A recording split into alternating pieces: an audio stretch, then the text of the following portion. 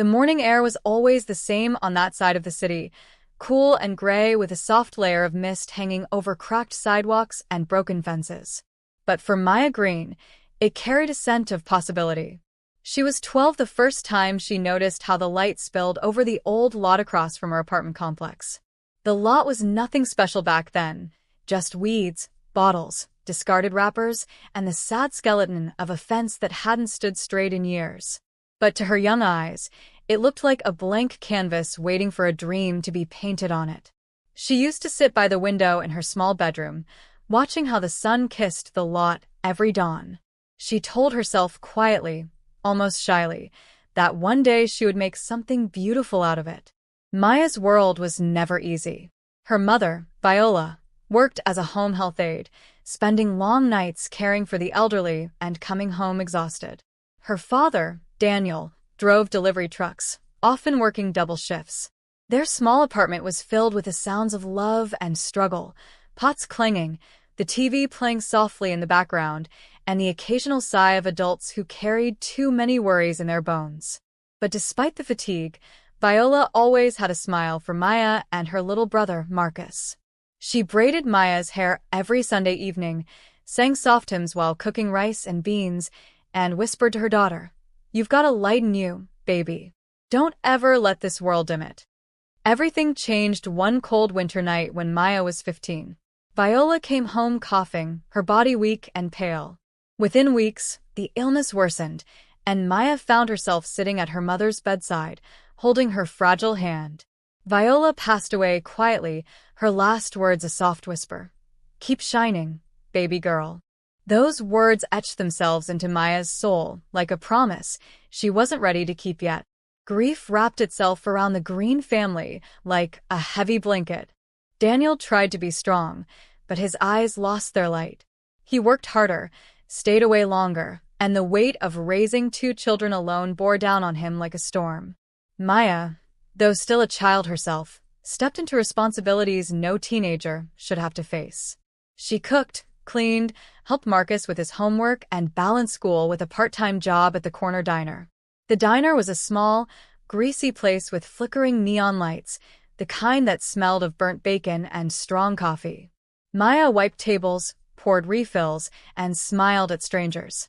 Some customers were kind, leaving small tips and asking how school was. Others barely noticed her, their eyes glued to phones or newspapers. But Maya worked quietly, determined to help her father keep the lights on. Every night, as the last bus rumbled through the streets, she would lean her head against the cold window, watching the world blur by. She'd whisper softly, almost like a prayer, "One day, I'll make something beautiful grow out of all this pain." Years blurred together. High school graduation came and went without much celebration. College was a distant dream, something she had wanted but couldn't afford. Scholarships slipped through her fingers, not because she wasn't smart, but because survival took priority over applications and essays. Marcus grew taller and stronger, but Maya noticed the sadness in his eyes too. They lived in a neighborhood where gunshots sometimes cracked the night, where sirens were lullabies, and where dreams were often left on the corner like trash. But Maya refused to let bitterness take root. She believed, even if only in the quietest part of herself, that life could change. The empty lot across the street remained the same, abandoned, ugly, a graveyard of forgotten things. But one spring morning, as she walked home after a long night shift, something inside her shifted. The sky was streaked with soft pink, and a light breeze carried the smell of damp earth. She stopped in front of the lot, staring at it like an old friend she hadn't spoken to in years. She picked up a small stick, drew a circle in the dirt, and whispered, "You're going to be my beginning." The next day, she borrowed a rusty shovel from her neighbor and started clearing trash. People walked by and shook their heads. "Why waste your time?" one man said, laughing. But she ignored him. She wore old gloves and filled bag after bag with broken glass, beer cans, and cigarette butts. Her hands blistered. Her back ached. But with every piece of trash she pulled out, she felt something inside her growing stronger. Maya didn't have money to buy plants, so she started small. She saved seeds from the vegetables she cooked at home: tomatoes, bell peppers, cucumbers. She planted them in cracked buckets she found behind the diner. She carried water in old milk jugs, sprinkling the soil like she was giving life to a friend. The first time a tiny green shoot broke through the dirt, she almost cried. It was proof that something could grow in a place everyone else had given up on. She named that first sprout Hope. It wasn't long before the neighborhood started noticing. Kids passing by on their way to school stopped to watch her dig. One little girl, Kayla, shyly asked if she could help. Maya handed her a small shovel and smiled. Soon Kayla brought her brother. Then an elderly woman named Mrs. Robinson, who lived 2 doors down, began bringing seeds from her late husband's garden. She said, "My Harold loved roses. Let's plant some here, baby." And they did. A man who worked at the hardware store donated old wooden planks, and they built makeshift garden beds. The laughter of children mixed with the hum of bees. For the first time in years, the lot began to breathe again. But it wasn't easy. Vandals knocked over the wooden beds one night, trampling seedlings into the dirt. Maya found the mess at dawn and fell to her knees.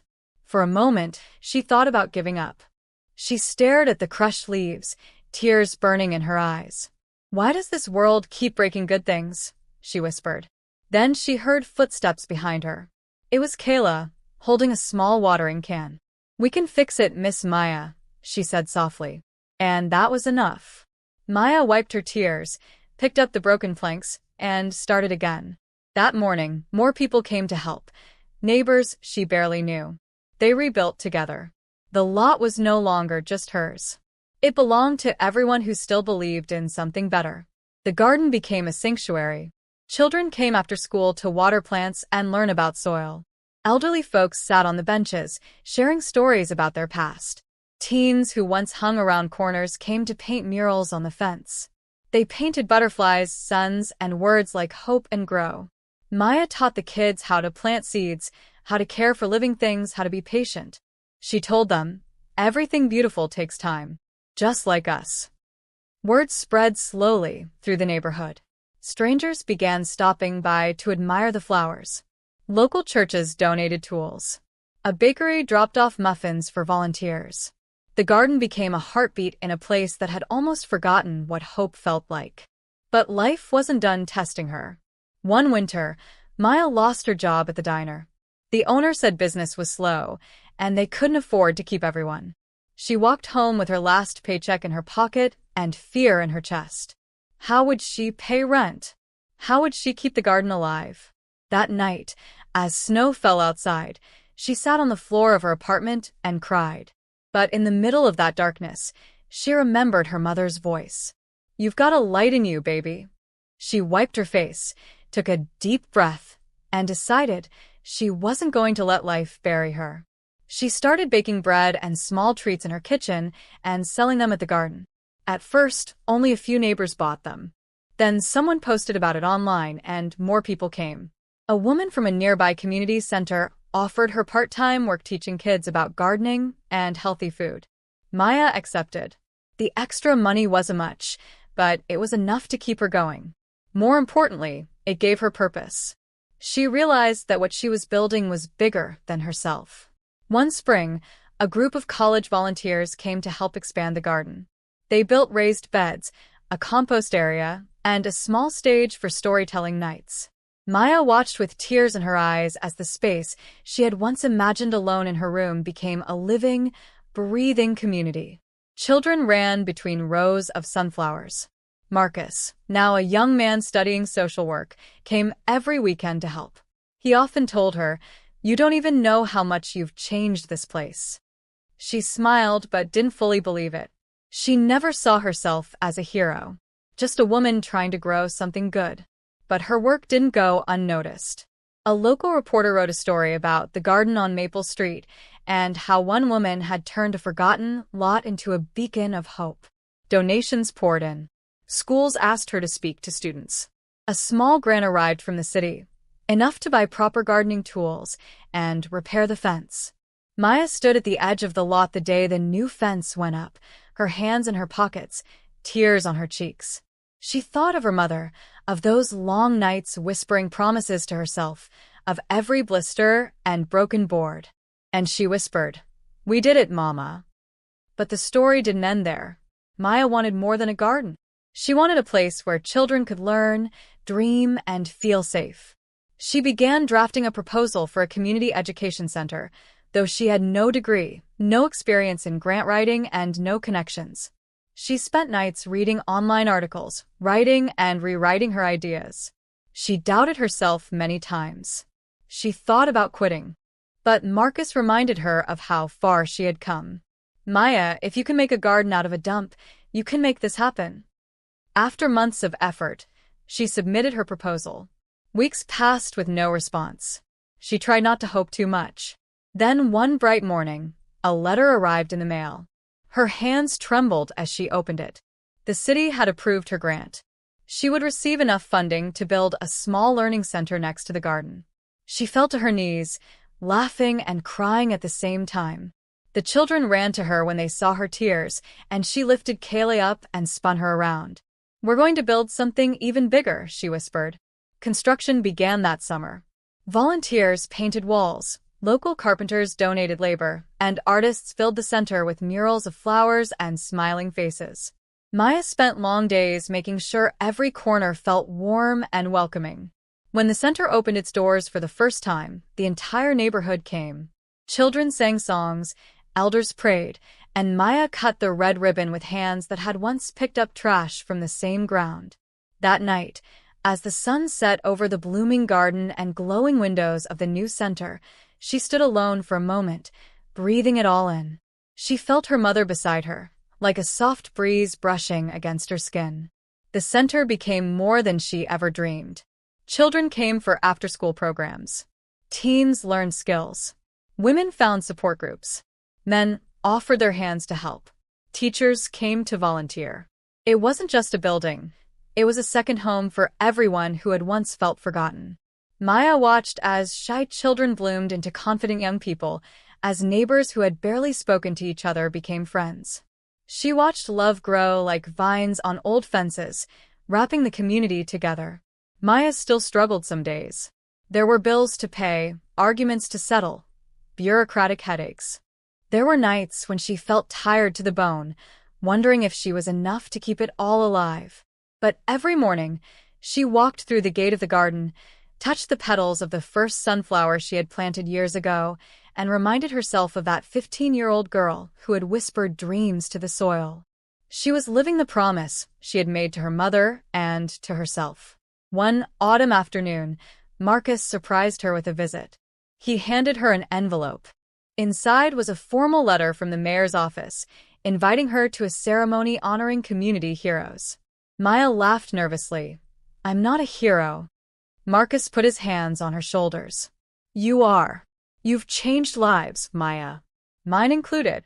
She looked at him, her eyes softening. She remembered the scared little boy she had raised, the nights they spent huddled together listening to sirens outside. She hugged him tight and whispered, "We did this together." The ceremony was simple but beautiful. She stood on stage in front of hundreds of people, wearing a simple yellow dress, her hands trembling as she held the award. She didn't give a grand speech. She just said, "All I did was plant a seed. The community made it grow." The crowd rose to their feet, applauding her not just for what she built, but for what she believed in. She wasn't rich. She didn't have a fancy degree, but she had heart, and that had been enough to transform a forgotten corner into a place of hope. Years passed, but the garden never lost its magic. New generations of children learned to plant, water, and believe. The center grew, adding classrooms, a kitchen for cooking classes, and a library filled with books. Maya grew older, but her smile never faded. Her hair turned silver, her hands rough from years of work, but she carried herself with the quiet grace of someone who had lived her purpose. Sometimes she sat on a bench at sunset, watching kids run through the rows of flowers and whispered softly to the wind, "We did it, Mama." Maya passed away quietly many years later, surrounded by people who loved her. But her story didn't end with her. The garden remained, thriving, cared for by the same children who had once held small shovels in their hands and now led the community themselves. Marcus took over the education center, and Kayla, the shy little girl who had watered hope with her tiny watering can, became its director. They named the place the Maya Green Learning Garden. A plaque at the entrance read, "She planted hope and watched a forest grow." Visitors from other cities came to learn from what she had built. People who had never met her spoke her name with admiration. But those who truly knew Maya remembered her not as a hero or a celebrity, but as a woman with tired hands, a warm smile, and a belief that even in the darkest soil, something beautiful could take root. Every spring, the first sunflower still bloomed in the same corner where she had planted it years ago. Its golden petals opened to the sky, greeting the morning sun. Children would gather around it, some not even knowing the full story, just sensing that something special lived in that soil. And maybe, if you stood there long enough, you could still hear her voice in the wind, whispering softly, "One day, I'll make something beautiful grow out of all this pain." She had. And it never stopped growing.